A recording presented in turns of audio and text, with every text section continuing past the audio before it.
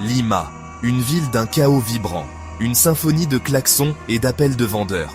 Mais sous l'agitation moderne, d'anciens secrets sommeillent. Cachés dans les murs du musée Larco, une collection d'objets en argile murmure des histoires d'amour, de désir et de vie. Ce ne sont pas des artefacts froids et stériles, ce sont les échos de passions anciennes, figées dans le temps. Les Mochicas et les Chimús, autrefois maîtres de la côte péruvienne, ont laissé derrière eux plus que des ruines. Ils nous ont légué un héritage du désir, modelé dans la chair de terre. Leur poterie érotique, loin d'être obscène, parle d'une profonde révérence pour la vie, d'une célébration du corps et d'une connexion profonde avec le monde naturel.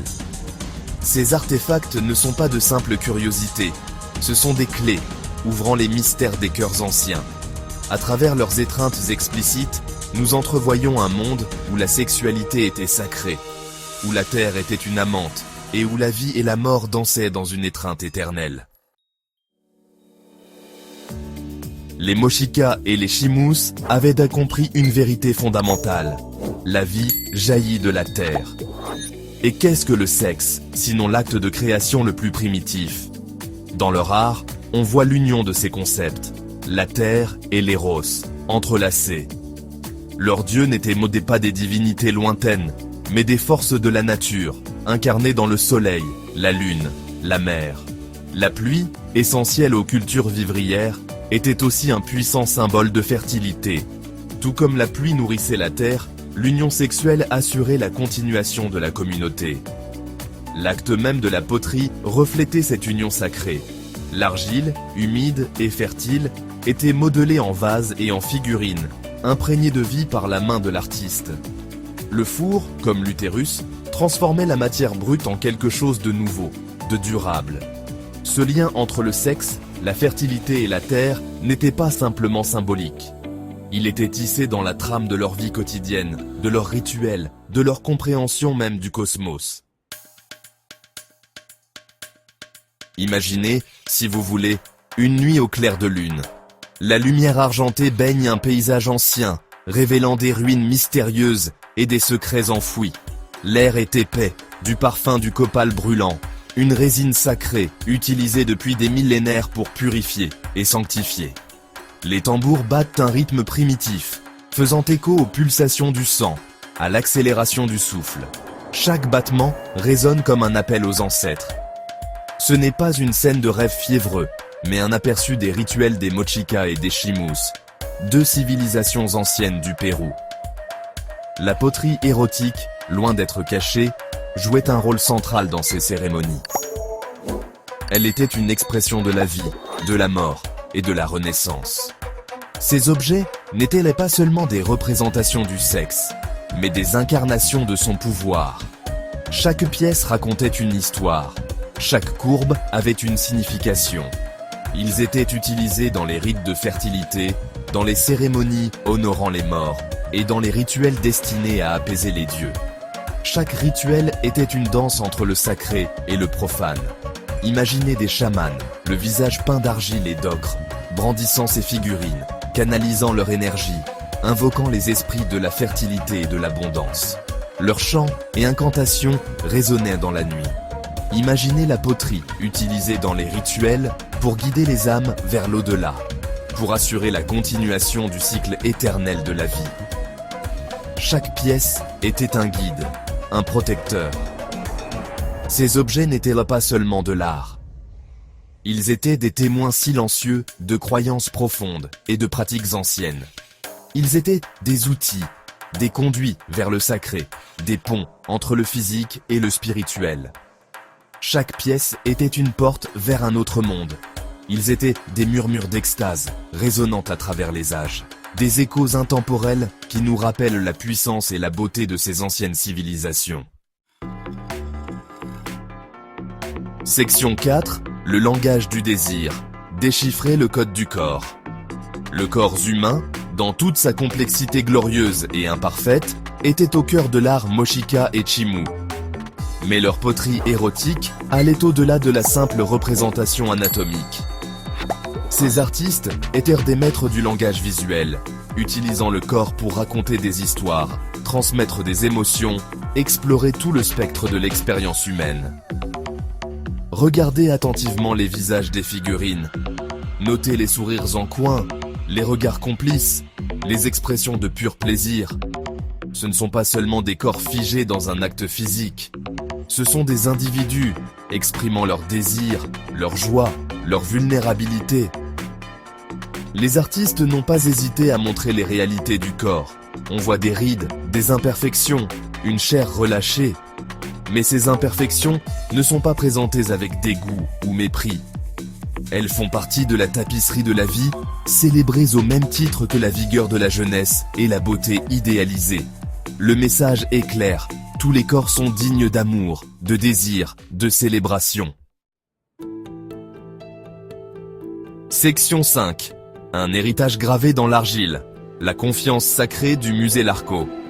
L'héritage des Mochicas et des Chimús aurait facilement pu être perdu, enfoui sous des siècles de poussière et d'indifférence. Ces civilisations anciennes, avec leurs histoires fascinantes et leur culture riche, risquaient de disparaître à jamais. Mais grâce aux efforts inlassables d'individus comme Rafael Larco Oil, fondateur du musée Larco, ces trésors ont été préservés pour les générations futures. Son dévouement et sa passion ont permis de sauver des milliers d'artefacts de l'oubli. La collection du musée est plus qu'une simple collection d'objets. Chaque pièce raconte une histoire. Chaque artefact est une fenêtre sur une époque révolue. C'est un témoignage de la puissance durable de la créativité humaine. Une fenêtre sur l'âme d'un monde disparu. Les visiteurs peuvent ressentir la connexion profonde avec ces artistes anciens. C'est un sanctuaire où ces voix anciennes peuvent encore être entendues, où leurs histoires peuvent encore être racontées. Les galeries du musée résonnent des murmures du passé. Parcourir les galeries du musée, c'est comme remonter le temps. Chaque pas nous rapproche un peu plus de ces civilisations anciennes. On peut presque entendre les échos des rires anciens, sentir la chaleur du four, l'odeur de l'encens rituel. C'est une immersion totale dans le passé. C'est une expérience qui nous rend humbles, un rappel du profond puits de l'expérience humaine qui nous relie tous. Chaque visite est une leçon d'humilité et de respect pour nos ancêtres. Le musée Larco n'est pas seulement un dépositaire du passé. Il est un pont entre les époques, un lieu où le passé et le présent se rencontrent. C'est un témoignage vivant du pouvoir durable de l'art, à transcender le temps, à nous connecter à nos ancêtres et à nous rappeler la beauté et la fragilité de la vie elle-même. Le musée Larco est un trésor inestimable pour l'humanité. Section 6. Écho de désirs anciens, combler l'abîme du temps. Il est tentant de regarder ces artefacts anciens avec une curiosité détachée, de les considérer comme appartenant à un monde totalement étranger au nôtre. Mais ce serait passer complètement à côté de l'essentiel. Car dans ces étreintes d'argile, nous voyons des reflets de nos propres désirs, de nos propres aspirations, de notre propre quête de connexion et de sens. Les Mochicas et les Chimús ont peut-être disparu, mais les émotions qu'ils ont capturées dans leur art sont intemporelles. Le besoin de connexion, la joie de l'intimité physique, la peur de la mort, l'espoir de renouveau, ce sont des expériences universelles qui transcendent le temps et la culture. Regardez autour de vous. Le monde est obsédé par le sexe. De la publicité au divertissement, nous sommes bombardés d'images du désir. Mais combien de fois abordons-nous cet aspect fondamental de notre humanité avec la même révérence, la même honnêteté, le même sens du sacré que celui que nous voyons dans l'art des Mochicas et des Chimús? Section 7. Le cycle de la création. La vie, la mort et le renouveau dans l'argile. La mort, pour les Mochicas et les Chimús, n'était pas une fin, mais une transition, un retour à la terre, la source de toute vie. Ils voyaient la mort, non pas comme une cessation, mais comme une transformation, une étape nécessaire pour le renouvellement. Et tout comme le sexe était célébré comme l'acte qui apportait une nouvelle vie au monde, la mort était également considérée comme une partie nécessaire du cycle de la création. Les rituels de fertilité et de mort étaient intimement liés, reflétant leur compréhension profonde de la continuité de la vie. Cette compréhension est évidente dans leur art. Leur poterie et sculpture racontent des histoires de vie, de mort et de renaissance. nous voyons des images de personnages squelettiques engagés dans des actes sexuels, symbolisant la fusion de la vie et de la mort.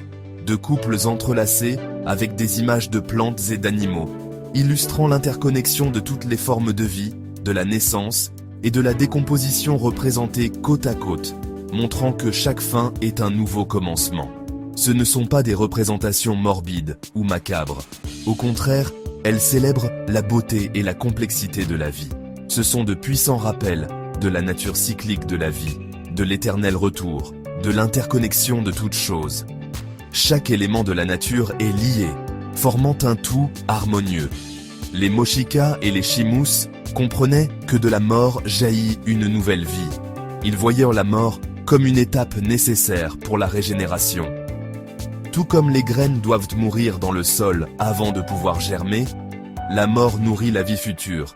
De même, devons-nous accepter l'inévitabilité de la mort afin d'apprécier pleinement la préciosité de la vie. Cette acceptation nous permet de vivre plus intensément. Le art nous rappelle que nous faisons tous partie de ce cycle éternel, un cycle sans fin, un cycle de création, de destruction et de renouveau qui se déroule depuis la nuit des temps. C'est une danse perpétuelle de la vie et de la mort, une célébration de l'existence elle-même.